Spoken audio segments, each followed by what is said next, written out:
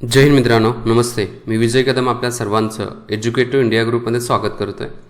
बघा, lecture first जे आहे ते भारताच्या अर्थसंकल्पाच्या बाबतीमध्ये आहे. 2021-22चा जो अर्थसंकल्प आहे त्याची समरी जी आहे, संक्षिप्त स्वरूप जो आहे त्याच्या संदर्भात आपण माहिती बघणार आहोत. म्हणजेच या 2021-22च्या अर्थसंकल्पामध्ये सरकारच्या मार्फत कोणती नवीन योजना आली का, अर्थसंकल्पामध्ये ज्या शिफारशी होत्या त्या कोणत्या कोणत्या शिफारशी होत्या आणि त्याचबरोबर कोणत्या क्षेत्रावरती किती खर्च केलेला आहे, या संदर्भातला एक आढावा जो आहे आपण या लेक्चर सिरीजमध्ये बघणार आहोत. हे पहिलं लेक्चर आहे. साधारणतः 2 ते 3 लेक्चर संदर्भातली लेक्चर्स होतील.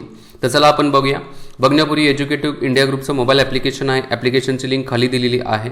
तुम्हाला आवश्यक असणारा जो कोर्स वगैरे आहे तर तिथून तुम्ही बघू शकता. तर चला बघूया आपण संक्षिप्त जे स्वरूप आहे, म्हणजेच समरी जी आहे अर्थसंकल्पाच्या बाबतीमध्ये ती काय काय देण्यात आलेली आहे. बघा, भारताचा जो अर्थसंकल्प आहे हा भारतीय संविधानातील कलम 112च्या अंतर्गत काय केलं जातं तर मांडला जातो. बघा, म्हणजेच दिस इज ऑल्सो क्वेश्चन. हा पण प्रश्न होऊ शकतो की कलम 112च्या अंतर्गत भारताचा अर्थसंकल्प मांडला जातो आणि त्याला अर्थसंकल्प भारताच्या घटनेमध्ये या शब्दाचा उल्लेख केलेला आहे का, नाहीये. तर भारताच्या घटनेमध्ये वार्षिकी वित्तीय विवरणपत्र असं म्हटलेलं आहे, ॲन्युअल फायनान्शियल स्टेटमेंट्स असं म्हटलेलं आहे. बघा, या भारताच्या अर्थसंकल्पाच्या बाबतीमध्ये. आणि हा जो अर्थसंकल्प असतो केंद्राचा, हा डिपार्टमेंट ऑफ इकॉनॉमिक अफेअर जे आहे याच्या मार्फत हा तयार केला जातो. आणि हे डिपार्टमेंट कुठल्या मंत्रालयाच्या अंतर्गत आहे तर मिनिस्ट्री ऑफ द फायनान्स जे आहे, वित्त मंत्रालयाच्या अंतर्गत राहतं. बघा, आता या वर्षीच्या अर्थसंकल्पाचं वैशिष्ट्य काय 2021-22चा, तर बघा 2021 पासून 2030 पर्यंत हे नवीन दशक चालू होत आहे. बघा, मग या नवीन दशकातला हा काय आहे तर पहिलाच अर्थसंकल्प आहे. न्यू डिकेडमधला हा पहिलाच अर्थसंकल्प आहे. आणखी सगळ्यात महत्त्वाचं की बघा, कोरोनाची सिच्युएशन असल्यामुळे या अर्थसंकल्पाला डिजिटल पद्धतीने मांडण्यात आला. याचा अर्थ काय, डिजिटल युनियन बजेट जे आहे, पहिलं डिजिटल युनियन बजेट आहे, केंद्राचं पहिलं डिजिटल युनियन बजेट आहे.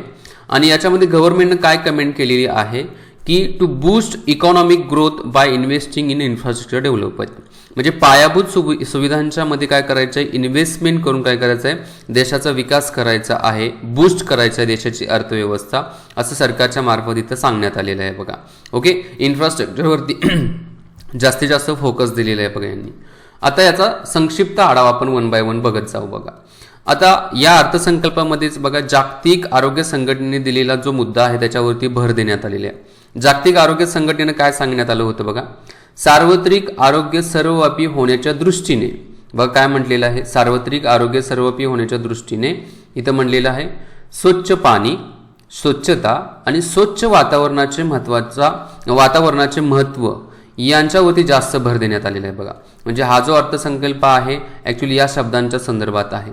आता हे परीक्षेला विचारलं जाऊ शकतं. आणि हा जो स्वच्छ पाणी, स्वच्छता असेल किंवा स्वच्छ वातावरणाचे महत्त्व, हे कुणी सांगितलंय तर जागतिक आरोग्य संघटनेने, म्हणजेच वर्ल्ड हेल्थ ऑर्गनायझेशनच्या मार्फत सांगण्यात आलेला आहे.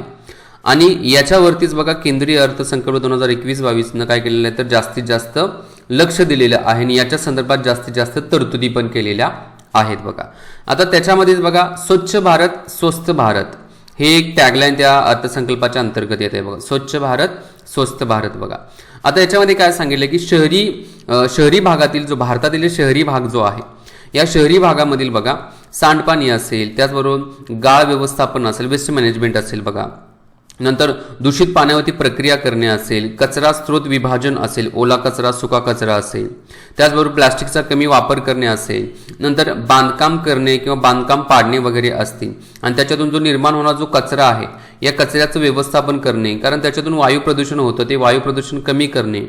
तर अशा गोष्टींच्या वरती काय करण्यात आलेलं आहे तर स्वच्छ भारत स्वस्थ भारत याच्या अंतर्गत भर देण्यात आलेला आहे. आणि याच्या संदर्भातच बघा पुढे की कचऱ्याचं जे संकलन करायचं आहे, ज्या स्थानावर करायचं तर जैव उपाय शोधण्यावरती लक्ष केंद्रित करणे, याच्यावरती या अर्थसंकल्पामध्ये भर देण्यात आलेला आहे. म्हणजेच शहरी स्वच्छ भारत अभियान जे आहे 2.0 लाच अर्बन स्वच्छ भारत अभियान जे आहे 2.0 याची अंमलबजावणी बघा आता या वर्षापासून 2021 पासून 2026 पर्यंत, म्हणजे या 5 वर्षात केली जाणार आहे.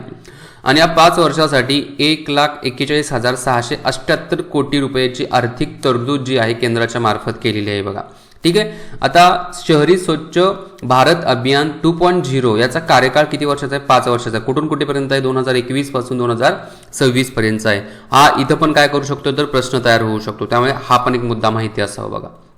ठीक आहे. पुढे या. आता स्वच्छ हवेच्या बाबतीमध्ये काय काय म्हणलेलं आहे बघा.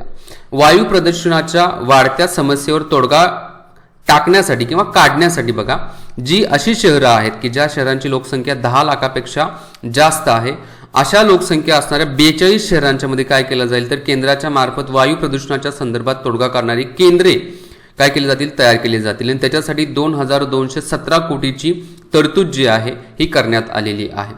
नंतर आणखी मुद्दा स्वच्छ हवेच्या बाबतीमध्ये केंद्रीय अर्थ आणि कंपनी व्यवहार मंत्री ज्या निर्मला सीतारामन जे आहे यांनी हा जो अर्थसंकल्प मांडत असताना 2021-22चा अर्थसंकल्प मांडत असताना त्याचबरोबर सार्वजनिक क्षेत्रावर कोविड-19 जो आहे या जागतिक महामारीचा जो काही ठसा उमटलेला आहे त्या बेसिसवरती अर्थमंत्र्यांच्या मार्फत आत्मनिर्भर भारताच्या 6 महत्त्वपूर्ण स्तंभांपैकी एक आरोग्य आणि शारीरिक कल्याण याचा एक स्पष्ट उल्लेख केलेला आहे बघा.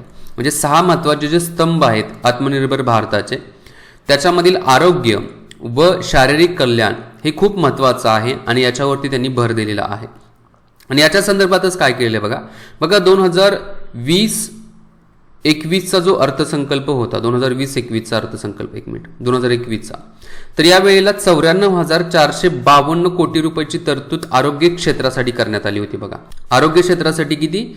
94,452 करोड रुपये. पण 2021-22चा जो आजचा अर्थसंकल्प आहे या अर्थसंकल्पामध्ये 2,23,846 कोटी रुपयाची तरतूद केलेली आहे. म्हणजे बघा कुठे 94,000 कोटी रुपये आणि कुठे 2,23,846 कोटी रुपये. म्हणजेच 137% आरोग्य क्षेत्रावरती जास्त खर्च करण्यावरती भर अर्थसंकल्पामध्ये दिलेला आहे. कारण आरोग्याचं महत्त्व केंद्र सरकारला आत्ता कळलेलं आहे. याच्या अगोदरच कळायला पाहिजे होतं पण आत्ता कळलेलं आहे. तरी पण आपल्याला दिसत आहे आसपास आत्ताची सिच्युएशन काय आहे ते.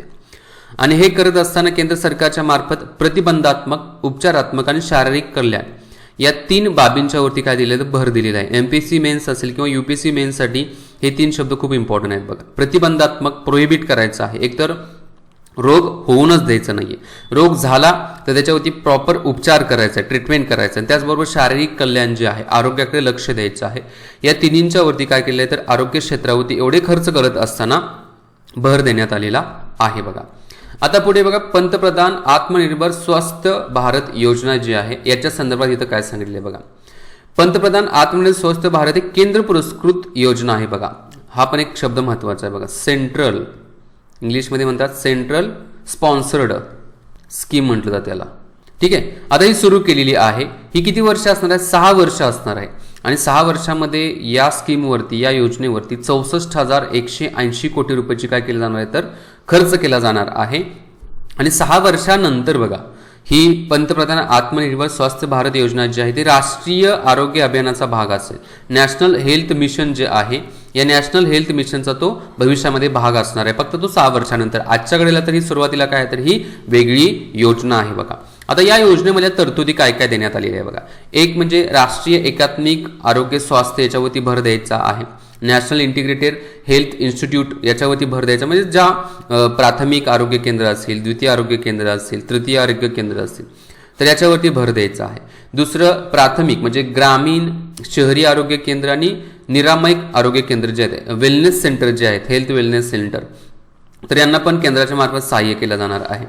नंतर 4 प्रादेशिक राष्ट्रीय विषाणू विज्ञान संस्थांची स्थापना केली जाणार आहे बघा. 4 प्रादेशिक राष्ट्रीय विषाणू विज्ञान संस्थांची स्थापना. नंतर 15 आपत्कालीन ज्या शस्त्रक्रिया केंद्र जे असतात बघा, आपत्कालीन असतात बघा, म्हणजे ओपीडी सेंटर जे असतात ना, जे ऍक्सिडेंट वगैरे झाल्यानंतर ती 15 आणि 2 मोबाईल रुग्णालय जे आहे ती चालू केली जातील असं सांगितलेलं आहे.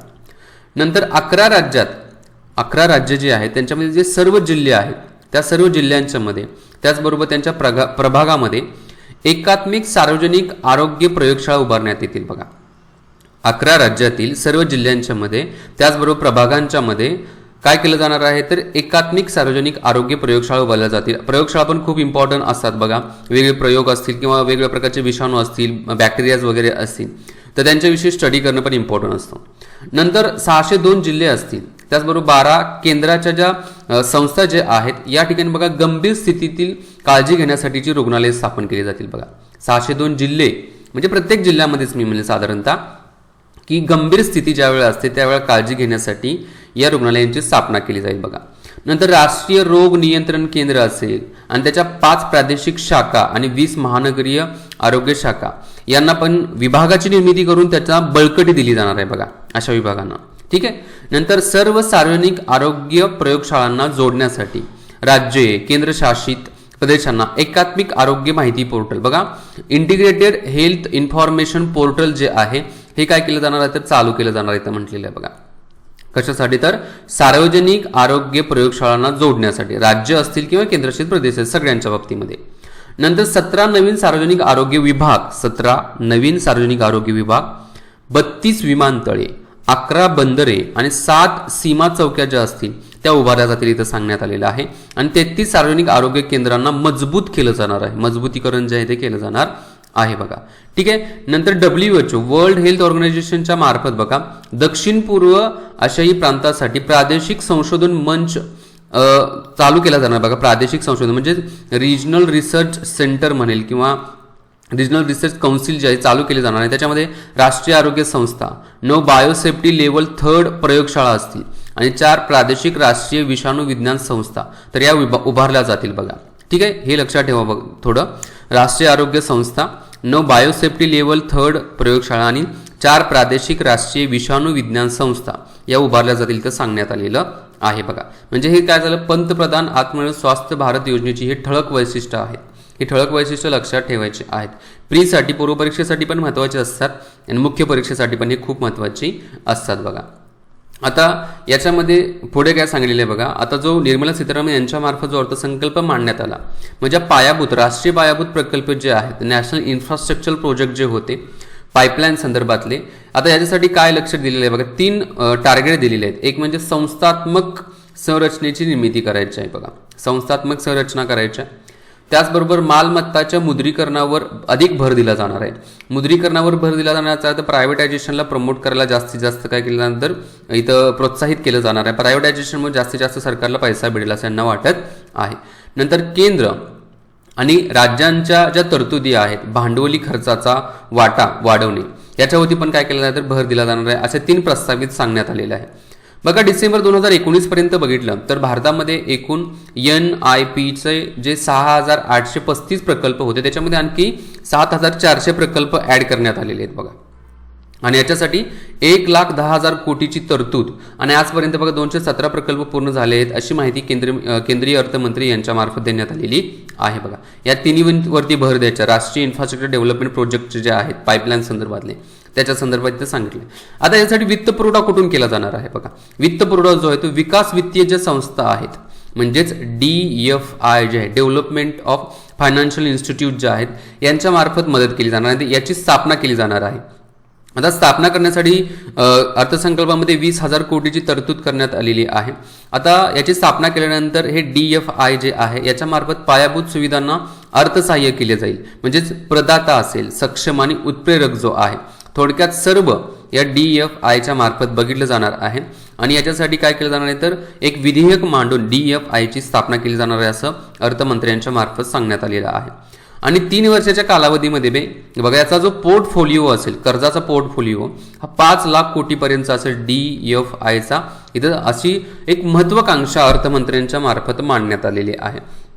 परीक्षेला प्रश्न विचारतील की पायाभूत सुविधांना किंवा पायाभूत प्रकल्पांना वित्त पुरवठा करण्यासाठी सरकारच्या मार्फत अर्थसंकल्पामध्ये खालीलपैकी कोणत्या वित्तीय संस्थेची स्थापनेची शिफारस केलेली आहे किंवा शिफारस केली जाणार आहे विधेयकाच्या मार्फत तर DFI वित्तीय विकास संस्था. ठीक आहे. फायनान्शियल डेव्हलपमेंट इन्स्टिट्यूट किंवा इन्स्टिट्यूट फायनान्शियल डेव्हलपमेंट काही म्हणू शकता बघायला तुम्ही.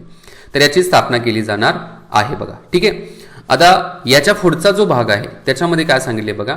मुद्रीकरणाच्या दृष्टीने काही महत्त्वाचे उपाय पुढील प्रमाणे कुठले कुठले उपाय सुचवण्यात आलेले आहेत बघा.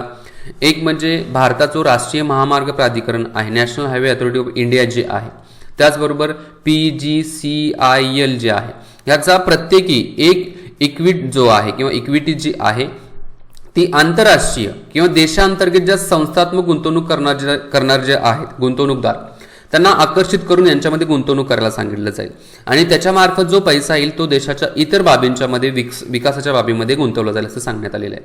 जसं की इथं काय म्हणलेलं बघा, अंदाजे 5,000 कोटी रुपये किमतीचे 5 कार्यान्वित रस्ते जे आहेत ते नॅशनल म्हणजे NHAIINIVT ला म्हणजेच ह्याला दिलं जातं म्हणले. आता ह्याचं काय national highway authority of India investment असं लक्षात ठेवा. तर याच्याकडे काय केलं जातं, हस्तांतरित केलं जाणार आहे 5,000 कोटीचे 5 कार्यान्वित असणारे जे प्रकल्प जे आहेत प्रोजेक्ट जे आहेत म्हणजेच कार्यान्वित आहेत चालू आहेत ते. त्याचबरोबर जे 7,000 कोटीचे पारेषण इलेक्ट्रिसिटी जनरेशनचे जे आहे ते PGCIL इन्व्हेस्टमेंट इन्फ्रास्ट्रक्चर जी कंपनी जी आहे इन्स्टिट्यूट त्याच्याकडे हस्तांतरित केले जाणार आहेत. बघा ही थोडी नावं लक्षात ठेवा. एक मिनिट इथं मी ही PGCIL इन्व्हेस्टमेंट IT हे लक्षात ठेवा.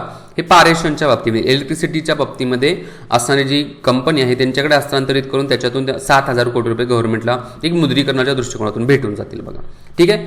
रेल्वेच्या बाबतीमध्ये काय सांगितले, रेल्वे समर्पित माल वाहतूक कॉरिडॉर जो आहे हे कार्यान्वित झाल्यावर परिचालन आणि देखभालीसाठी कॉरिडॉरच्या मालमत्तेचे मुद्रीकरण. थोडक्यात रेल्वेच्या पण काही भागाचं प्रायव्हेटायझेशन करायचं आहे याच्याकडे काय करत आहे तर सरकारनं लक्ष दिलेलं आहे. बघा नंतर संचालन व्यवस्थापन, विमानतळाचं बघ संचालन व्यवस्थापन करायचं आहे त्याचं पण मुद्रीकरण करायचं आहे म्हणजे त्याच्यातून पण आपल्याला पैसा मिळवायचा आहे असं सरकारच्या डोक्यामध्ये या अर्थसंकल्पामध्ये तो मुद्दा सांगितलेला आहे. नंतर मालमत्ता मुद्रीकरण कार्यक्रमाअंतर्गत इतर पण काही पायाभूत सुविधांचा काय केलेला आहे तर प्रकार मांडण्यात आलेला आहे. जसं नॅशनल NHAI जे आहे याच्याद्वारे कार्यान्वित असणारे जे पथकर जे आहेत मार्ग ते असतील त्याचं मालमत्तेचे मुद्रीकरण, थोडक्यात टोल नाक्याचं मुद्रीकरण करायचं आहे. PGCIL पारेषण जे आहे त्याचं मुद्रीकरण करायचं आहे. नंतर गेल असेल, IOCL असेल, HPCL असेल, या तेल आणि वायू कंपन्या ज्या आहेत त्याचं पण मुद्रीकरण करायचं आहे मालमत्तेचं. द्वितीय आणि तृतीय क्षेत्रातील शहरं आहेत आणि याच्यामध्ये AAIचे विमानतळं आहेत. बघा एअरपोर्ट अथॉरिटी ऑफ इंडियाचे विमानतळ जे आहेत त्याचं पण मुद्रीकरण करायचं आहे. केंद्रीय गोदाम महामंडळ आणि नाफेड सारख्या CPSच्या गोदामांची पण मालमत्ता जे आहे त्याचं मुद्रीकरण, स्पोर्ट्स स्टेडियमचं असेल, रेल्वेच्या इतर मालमत्तेचे मुद्रीकरण करायचं आहे. अशावरती काय केलं तर थोडा भर देण्यात आलेला आहे. बघा ते इथं सांगण्यात आलेलं आहे. ठीक आहे, तोच मुद्दा इथे थोडा काय झाला तर रिपीट झालेला आहे. नेक्स्ट पार्ट जो आहे नेक्स्ट पार्टमध्ये पुढे काय सांगण्यात आलेले आपण त्या करू नेक्स्ट लेक्चरला बघू. मी तर थांबतो. व्हिडिओ आवडले असेल तर लाईक शेअर आणि सबस्क्राईब नक्कीच करा. जय हिंद, जय महाराष्ट्र, जय भारत, वंदे मातरम.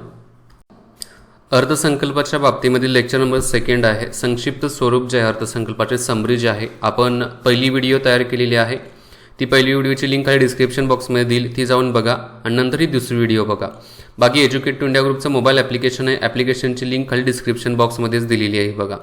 आणि या अर्थसंकल्पाच्या ज्या नोट्स आहेत मराठीमधल्या त्या एज्युकेट टू इंडिया ग्रुपचं टेलिग्राम चॅनल आहे त्याच्यावरती पण भेटतील आणि त्याचबरोबर मोबाईल ॲप्लिकेशनमध्ये पण या नोट्स तुम्हाला भेटून जातील. तर चला आपण चालू करूया. आता बघा मालमत्तेच्या मुद्रीकरणाच्या बाबतीमध्ये आपण मुद्दे बघितलं. त्याच्यानंतर बघा जो अर्थसंकल्प मांडण्यात आला या अर्थसंकल्पामध्ये राष्ट्रीय वाहतूक व महामार्ग मंत्रालय जे आहे याच्यासाठी बघा निर्मला सीतारामन यांच्या मार्फत बघा 1,18,101 कोटी रुपयाची खर्चाची एक तरतूद करण्यात आलेली वाढीव खर्चाची आणि याच्यामध्ये भांडवली खर्चासाठी 1,08,230 कोटी रुपये आणि तर 1,18,101 कोटी रुपये आहे बघा. ठीक आहे, थोडं प्रोनाऊन्सिएशन वेगळं झालं. तर याची भांडवली खर्चासाठी 1,08,230 कोटी या सगळ्यामधील असतील. आजपर्यंतच्या अर्थसंकल्पामधील भांडवली खर्चासाठी बघा रस्ते वाहतूक आणि महामार्गांच्या संदर्भात सगळ्यात मोठी अमाऊंट देण्यात आलेली आहे. बघा 3.3 लाख कोटी रुपयाचे 1300 किलोमीटर लांबीचे रस्त्यांचे जाळे या अगोदर झालेला आहे, पूर्ण झालेला आहे. त्याचबरोबर 5,35,000 कोटी रुपयाच्या भारतमाला परियोजनाचा प्रकल्पासाठी जी मंजूर करण्यात आलेली अमाऊंट होती त्याच्यामधला प्रकल्प जो आहे तो हळूहळू कंप्लीट पण होत आलेला आहे. आता याच्यामध्ये 3,800 किलोमीटर लांबीचे रस्ते बांधून तयार आहेत बघा, 3,800 किलोमीटर लांबीचे अशी निर्मला सीतारामन यांच्या मार्फत माहिती दिली. त्याचबरोबर मार्च 2022 पर्यंत बघा राहिलेले 8,500 किलोमीटर लांबीचे जे रस्ते आहेत त्याचबरोबर राष्ट्रीय महामार्ग कॉरिडॉर प्रकल्प जे आहेत 11,000 कोटीचा महत्त्वपूर्ण प्रकल्प तो पण पूर्ण होतील असं यांनी सांगण्यात आलेलं आहे बघा. आता याच्यामध्ये एक पॉईंट इथं देण्यात आलेले आहे बघा, रस्ते वाहतुकीच्या मूलभूत सुविधा वाढवण्याच्या दृष्टीने आर्थिक कॉरिडॉरच्या योजनेची आखणी होत असल्याचं सांगितले बघा. म्हणजेच रस्ते वाहतूक जी आहे याची मूलभूत सुविधा वाढवणं खूप इम्पॉर्टंट आहे, गरजेचं तर आहेच रस्ते वाहतुकीवरती भर. त्याचबरोबर केरळ राज्यामधून जे राष्ट्रीय महामार्ग जाणार आहेत त्यासाठी 65,000 कोटीची गुंतवणूक होईल आणि मुंबई ते कन्याकुमारी पर्यंतचा जो काही राहिलेला भाग जो आहे हा 600 किलोमीटरचा, याचा पण याच्यामध्ये काय तर समावेश करण्यात आलेला आहे बघा. ठीक आहे, पुढे काय सांगण्यात येईल बघा, मुख्य प्रकल्प रस्ते आणि महामार्गाच्या बाबतीमध्ये सांगण्यात आलेला आहे. आता दिल्ली मुंबई एक्सप्रेस हायवे जो आहे याचा 260 किलोमीटरचा भाग काय आहे तो राहिलेला आहे रस्ते तयार करण्याचा, तर तो 31 मार्च 2021 पर्यंत पूर्ण होईल असं सांगितलेलं आहे. त्याचबरोबर प्रगत वाहतूक व्यवस्थापन पद्धत, आता हा प्रश्न विचारला जाऊ शकतो, भारतीय अर्थसंकल्पामधील प्रगत वाहतूक व्यवस्थापन पद्धती म्हणजे एक्झॅक्टली काय आहे, तर रस्त्यावरती बघा स्पीड रडारचा वापर करणे, त्याचबरोबर दिशा फलक किंवा संदेश फलक लावणे, त्याचबरोबर GPS सुविधा प्रोव्हाइड करणे, अशा प्रकारे रिकव्हरी व्हॅन्स वगैरे असतील त्या पण तिथं बसवणे, मग ते चौपदरी रस्ता असू दे किंवा 6 पदरी रस्ता असू दे या ठिकाणी तैनात करणे, यालाच प्रगत वाहतूक व्यवस्थापन मॅनेजमेंट पद्धती असं म्हटलेलं आहे बघा.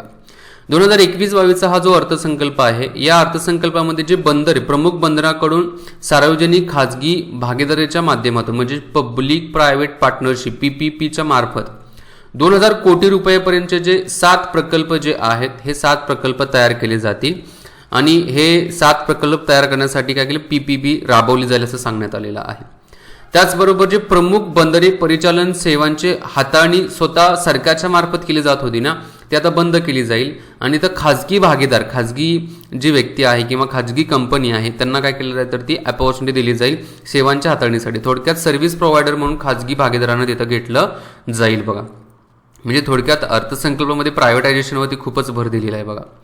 त्याचबरोबर भारतात जे व्यापारी जहाजांच्या फ्लॅगिंग ऑफ प्रक्रिया ज्या होतात बघा, फ्लॅगिंग ऑफ म्हणजे जहाजे थांबतात एखाद्या ठिकाणी वगैरे, त्या ठिकाणी रिफ्युलिंग वगैरे केलं जातं, दुरुस्ती वगैरे केली जाते, त्यांना प्रोत्साहन देण्यासाठी काय केलेलं आहे तर भारतामधील जागतिक निविदांमध्ये भारतीय नौवहन कंपन्या ज्या आहेत म्हणजेच मर्चंटच्या ज्या कंपन्या आहेत नेव्ही संदर्भातल्या, तर त्या कंपन्यांना पण अपॉर्च्युनिटी दिली जाईल आणि 5 वर्षासाठी 1624 कोटी रुपयापर्यंतचे या कंपन्यांना पाठबळ देणारी योजना जी आहे या अर्थसंकल्पामध्ये डिक्लेअर करण्यात आलेली आहे बघा.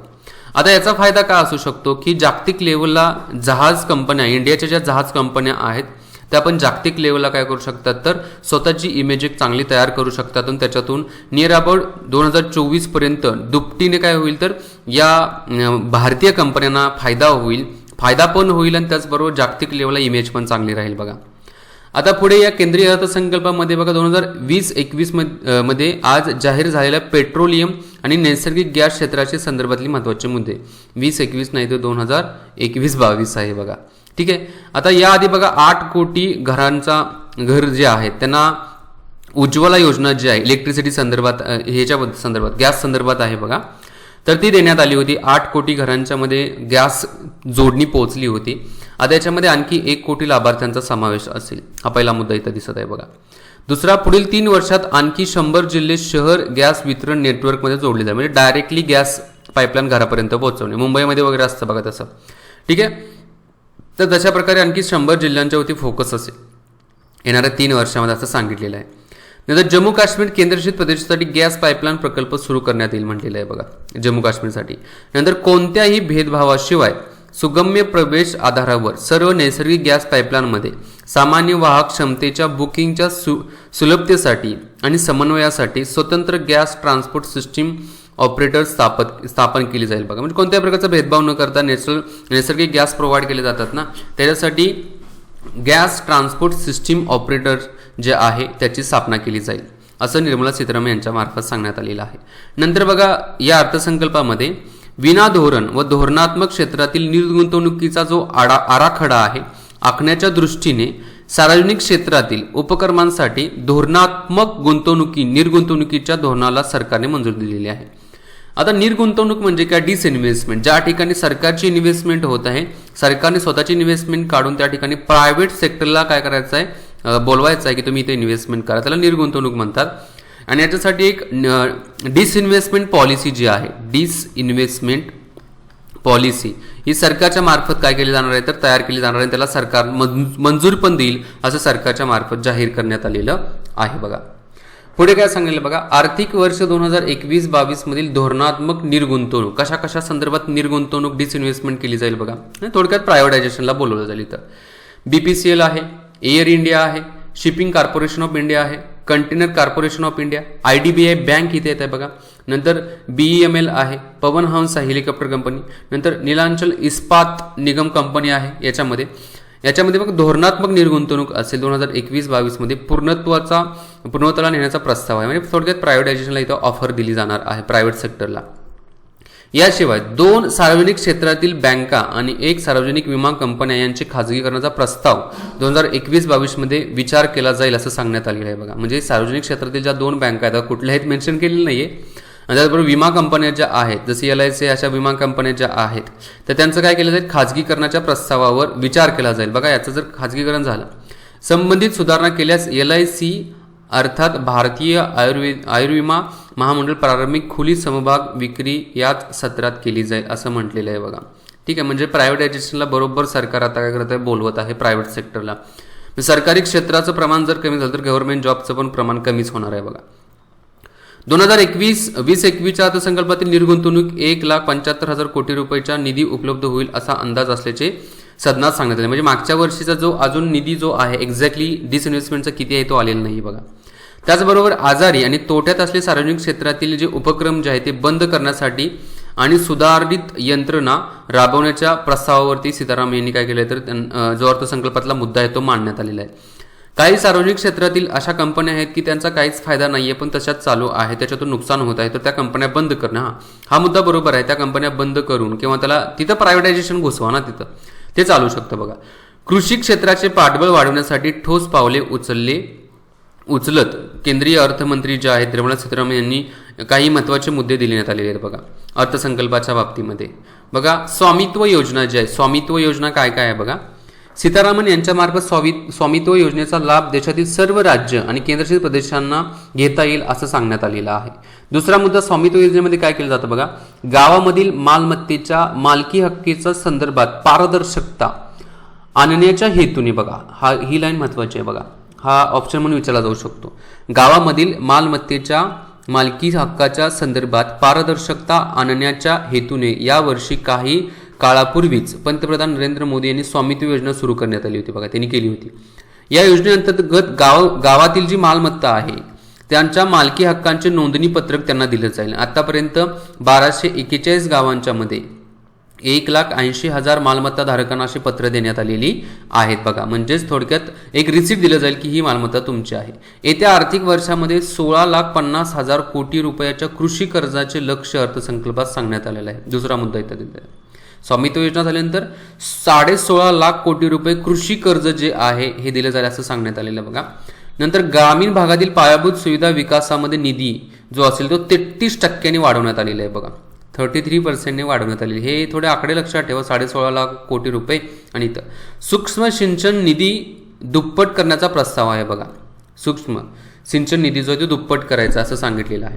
नंतर सीतारामन यांनी अर्थसंकल्पात सूक्ष्म सिंचन निधी दुप्पट करण्याचा प्रस्ताव सुचवला आहे आणि यात नाबार्ड तर्फे 5,000 कोटी म्हणजे नाबार्ड तर्फे ज्या दिलं जाणारे 5,000 कोटी रुपयाच्या निधी सोबतच आता 5,000 कोटी रुपयाचा निधी आणखी एक्स्ट्रा देण्याचा प्रस्ताव इथं मांडण्यात आलेला आहे बघा, एक्स्ट्राचा. ठीक आहे.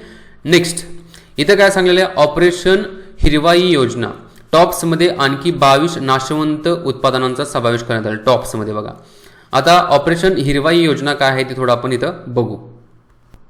आता कृषी आणि संबंधित उत्पादनांचे मूल्यवर्धन जे आहे याच्या संदर्भात बघा सीतारामन यांनी ऑपरेशन हिरवाई योजना चालू केलेली आहे बघा. कृषी आणि संबंधित उत्पादनांचे मूल्यवर्धन संदर्भात आहे बघा. ठीक आहे, हा पॉईंट्स लक्षात ठेवा, ऑपरेशन हिरवाई योजनेच्या संदर्भातला आहे. आता याची व्याप्ती पण वाढवण्यात आलेली आहे. पूर्वी टॉप्स असायचं, टॉप्स TOP, टॉप्स म्हणजे टोमॅटो, ओनियन आणि पोटॅटो. या टॉप्सच्या जागी आता काय करण्यात आलेलं आहे, आणखी एक्स्ट्रा 22 नाशवंत उत्पादक जे आहे पदार्थ जे आहेत त्यांना समावेश करण्यात आलेला आहे या टॉप्समध्ये बघा. आता नेक्स्ट ई नाम उपक्रम जो आहे, ई नामचा जो उपक्रम ई नाम, तर या उपक्रमामध्ये बघा 1 कोटी 68 लाख शेतकऱ्यांनी नोंदणी केली असून याच्यासाठी नियर अबाउट जे टर्न ओव्हर जो झाले उलाढाल जे झाले 1,14,000 कोटीची उलाढाल झालेली असं सांगितलेलं आहे. त्याचबरोबर कृषी उत्पादनाच्या खरेदी प्रक्रियेत पारदर्शकता आणायची आहे, ट्रान्सपरन्सी आणायची आणि स्पर्धा वाढवायची आहे. त्या दृष्टिकोनातूनच बघा 1,000 ई नाम मंड्या उपक्रम जो आहे हा जोडण्याचा प्रस्ताव अर्थमंत्र्यांच्या मार्फत डिक्लेअर करण्यात आलेला आहे बघा. नंतर बाजार समित्यांमधील पायाभूत सुविधा वाढवण्यासाठी या समित्यांना कृषी पायाभूत निधी उपलब्ध करून द्यायचा बघा. बाजार समित्यांच्या मध्ये पायाभूत सुविधा ज्या आहेत वाढवायच्या असतील तर कृषी पायाभूत निधी जो आहे तो उपलब्ध करून देण्याचा पण मुद्दा इथं मांडण्यात आलेला आहे बघा. नंतर गेली अनेक वर्ष बघा सरकार शेतकऱ्यांच्या कल्याणाप्रती वचनबद्ध आहे आणि याचा पुनरुच्चार करत सीतारामन यांनी सांगितले की शेतकऱ्याकडून खरेदी केल्या जाणाऱ्या आता थोडक्यात आता जे कृषी बिलासंदर्भातले बोळवण शेतकऱ्यांना करतायत ना तर अशा प्रकारे केलेले आहे. काय म्हणलेलं आहे बघा, शेतकऱ्याकडून जे गहू तांदूळ जसे डाळी खरेदी केल्या जातात ना यांच्या प्रमाणात सातत्याने वाढ होत आहे असं सांगितलंय. खरेदी करण्याच्या बाबतीमध्ये सरकार जास्त खरेदी करतं असं म्हणत आहे.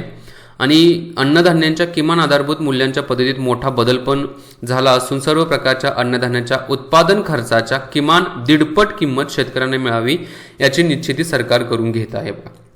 म्हणजे समजा 100 रुपयेचं साधारणतः उत्पादन असेल तर 1.5 फायदा करून द्यायचा, म्हणजे 150 रुपये त्याच्यामध्ये प्लस करायचे, म्हणजे शेतकऱ्यांना 1.5 म्हणतोय मी 1.5 फायदा करून द्यायचा आहे असं म्हणत आहे, म्हणजे 150%. सीतारामन यांनी यावेळी अन्न खरेदी आणि शेतकऱ्यांना दिली गेलेली रक्कम यांचा तपशील सादर केला बघा. आता गहू खरेदी जो केला 2013-14 मध्ये बघा तो शेतकऱ्यांच्याकडून 33,874 कोटीचा रुपये गहू खरेदी केला होता. 2019-20 मध्ये बघा 62,802 कोटी रुपयाचा खरेदी केला. ठीक आहे असं सांगण्यात आलंय गव्हाच्या बाबतीमध्ये म्हटलेलं आहे. त्याचबरोबर 2021-22 मधील जी आकडेवारी आहे ही किती आहे तर 75,060 कोटी रुपयाचा गहू खरेदी केलेला आहे शेतकऱ्यांच्याकडून असं सांगण्यात आलेलं आहे या अर्थसंकल्पामध्ये. त्याचबरोबर याचा लाभ जो शेतकऱ्यांना नियर अबाउट 2019-20 मध्ये 35,57,000 शेतकऱ्यांना फायदा झाला. 2020-21 मध्ये 43,36,000 शेतकऱ्यांना लाभ झालेला असं म्हटलेला आहे. शेतकऱ्यांच्याकडून तांदूळ जे खरेदी केलेले सरकारच्या मार्फत 2013-14 मध्ये ते 63,928 कोटी रुपयाचं खरेदी केलं होतं आणि 2019-20 मध्ये 1,41,930 कोटी रुपयाचं केलेलं असं म्हटलेलं आहे बघा सरकार. कापसाच्या बाबतीमध्ये पण ते म्हटलेलं आहे 2013-14 ची तुलना केलेली आहे. म्हणजेच हे यांचं सरकार होतं, कोणाचं सरकार होतं UPAचं काँग्रेसवाले आणि त्यांच्याबरोबर जे अलायन्स होते त्यांची तुलना आत्ता करत आहेत. 90 कोटी दिले होते बघा. यात घसघशीत वाढ झालेली आहे. 27 जानेवारी 2021च्या आकडेवारीनुसार ते 25,974 कोटी रुपये शेतकऱ्यांचा जो कापूस आहे तो सरकारच्या मार्फत खरेदी केलेला असं सांगितलेलं आहे बघा. इथं थोडी आकडेवारी दिलेली आहे, आकडेवारी तुम्हाला इथं कळेलच बघा. 2013-14ला 33,874 कोटी रुपयाचा गहू घेतला होता, आता तो 75,060 कोटी रुपये आहे. राईस 63,928, 1,72,752 कोटी रुपये. पल्सेस 236 कोटी रुपये, इथं 10,530 कोटी रुपये आहे. म्हणजेच थोडक्यात या अर्थसंकल्पाच्या आधारावरती की या सरकारनं कसं चांगल्या प्रकारे काम केलेलं आहे हे इथं सांगितलेलं आहे बघा. नंतर देशातील संशोधनासाठी पोषक वातावरण निर्माण व्हावे यासाठी या केंद्रीय अर्थसंकल्पामध्ये नाविन्य आणि संशोधन विकास यांना चालना देण्यासाठी नवीन उपक्रम राबवण्याची घोषणा केलेली आहे. आता याच्यामध्ये बघा केंद्रीय अर्थमंत्री निर्मला सीतारामन यांनी काय अर्थसंकल्प सादर करत असताना डिजिटल पेमेंट्स, अंतराळ क्षेत्र आणि खोल महासागरीय संशोधन याच्या संदर्भातले जे उपक्रम असतील, प्रोजेक्ट जे असतील तर त्याच्यावरती भर द्यायचा आहे अशी तरतूद यांच्या मार्फत करण्यात आलेली आहे बघा. नंतर नॅशनल रिसर्च फाउंडेशनची स्थापना. नॅशनल रिसर्च फाउंडेशनसाठी 5 वर्षासाठी 50,000 कोटी रुपयाची तरतूद करण्यात आलेली आहे. याच्यामध्ये संशोधनासाठी पोषक वातावरण निर्माण होईल आणि राष्ट्रीय प्राधान्यक्रमाच्या क्षेत्रास भर देता येईल असं म्हटलेलं आहे बघा. नंतर डिजिटल पेमेंटला चालना देणे. आपल्याला माहिती आहे डिजिटल पेमेंटला चालना देणे म्हणजेच नॅशनल पेमेंट कॉर्पोरेशन ऑफ इंडियाच्या मार्फत आपण गुगल पे, फोन पे जे वापरतो त्याच्यानंतर भीम ॲपमध्ये जातो, UPI जो काही तुमचा जो नंबर आहे तो टाकतो तर त्याला चालना द्यायची आहे. तर राष्ट्रीय भाषांच्या भाषांतरांची मोहीम आहे बघा. आणि आत्ता जे मी हे मराठीमधून घेतलेलं आहे की मी तयार केलेलं नाही आहे तर PIB जी आहे यांच्या मार्फत मराठी लँग्वेजमध्ये जे दिलं जातं ती माहिती घेतलेली आहे. म्हणजे गव्हर्नमेंट वेबसाईटवरूनच ही जी आता मी तुमच्यापुढे PDF देत आहे ती गव्हर्नमेंटचीच आहे, मी स्वतः तयार केलेली नाही आहे बघा. आता या अर्थसंकल्पामध्ये राष्ट्रीय भाषांच्या भाषांतरणाची मोहीम प्रस्तावित करण्यात आलेली आहे. याच्यामध्ये NTLM इंटरनेटवर प्रशासन आणि धोरण संबंधित ज्ञानाची संपत्ती डिजिटल स्वरूपात काय करायचं आणि प्रमुख भारतीय भाषांच्यामध्ये उपलब्ध करून द्यायचे असं सांगितलेलं आहे. नंतर खोल महासागरीय मोहीम जी आहे याच्यासाठी बघा पुढील 5 वर्षासाठी 4000 कोटी रुपयाची तरतूद केली जाणार असं यांनी सांगितलेलं आहे. नंतर अर्थव्यवस्थेवर महामारीच्या प्रभावामुळे महसुली घोळ किंवा ओघ घटला आहे बघा. महसूल यायचा जो आहे तो घटलेला आहे. मग वस्तुस्थितीकडे आज अर्थसंकल्पीय भाषणात केंद्रीय अर्थमंत्री आणि कंपनी व्यवहार मंत्री निर्मला सीतारामन यांनी काय केलं, लक्ष वेधून विशेषतः म्हणजेच असुरक्षित घटक जो आहे म्हणजे गरीब, महिला, अनुसूचित जाती जमाती आणि आवश्यक आसरांना दिलासा देण्यासाठी बराच वित्तपुरवठा करण्यात आला. ही बाब पण त्यांनी काय करण्यात निदर्शनास आणली होती बघा की असं करण्यात आलेलं आहे. ठीक आहे, ओके. आता सुधारित अंदाजपत्र इथं देण्यात आलेले आहे बघा. 30,42,000 कोटी रुपये खर्चाचा 2020-21चा मूळ अर्थसंकल्प अंदाजपत्रकानुसार 2020-21 सुधारित जो आहे तो 34.5 लाख कोटीचा अर्थसंकल्प होता बघा. मागच्या वर्षीचा 34.5 लाख कोटी रुपयाचा. ठीक आहे. नंतर 2020-21च्या मूळ अर्थसंकल्पीय अंदाजपत्रानुसार असलेला अंदाजित भांडवली खर्च जो आहे तो 4,12,000 कोटी रुपयाचा 2020-21चा आहे आणि सुधारित जो असेल आत्ताचा म्हणजे जी सुधारणा झाल्यानंतर 4,39,000 कोटी रुपयाचा आहे असं दाखवण्यात आलेलं आहे बघा. 2020-21 मध्ये सुधारित अंदाजित वित्तीय तूट जी आहे ती GDPच्या 9.5% गेलेली आहे बघा. हा आकडा लक्षात ठेवा. 2020-21च्या अर्थसंकल्पामधील 9.5% काय आहे तर GDPच्या वित्तीय तूट फायनान्शियल जे डेफिसाइट जो आहे तो गेलेला आहे असं म्हटलेलं आहे. आणि 80,000 कोटी रुपयाची गरज आहे. त्यासाठी आम्ही या 2 महिन्यात बाजाराशी संपर्क साधून काय एवढे पैसे उभा करून असं म्हटलेलं आहे बघा. कशा संदर्भात शासकीय योजना, बहुपक्षीय कर्ज, लघु बचत निधी असेल आणि अल्पमुदती जे कर्ज आहे त्यांना अर्थसहाय्य देण्यासाठी म्हणत आहेत बघा.